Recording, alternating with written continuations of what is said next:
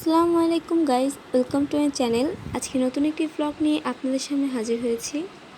আমাদের বাড়ির সামনে কিছু ফুল গাছ লাগানো হয়েছে, আর সেই ফুল গাছগুলোর পাশ দিয়ে লাগানো হয়েছে কিছু ধনিয়া পাতা, লাল শাক আর সবুজ শাক।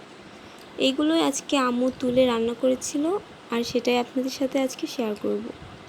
15 থেকে 20 দিন আগে এই লাল শাকের বীজগুলো এখানে ছড়িয়ে দিয়েছিল, আর সেগুলো এখন এরকম বড় বড় হয়ে গিয়েছে। এগুলোই তুলে আজকে রান্না করা হবে। এখানে অনেক শাক হয়েছে, তাই বড় বড় শাকগুলো আগে বেছে নিচ্ছি, ছোটগুলো রেখে দিয়েছি, পরে আবার তুলে রান্না করা যাবে।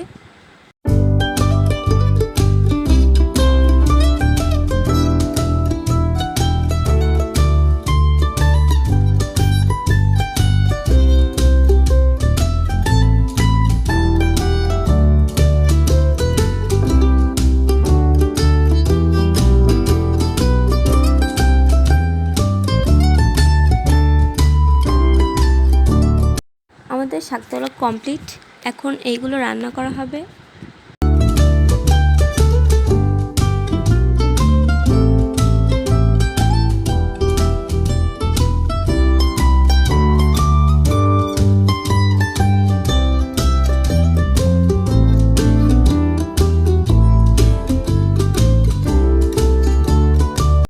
এরপর শাকটাকে রান্না করে নেওয়া হচ্ছে।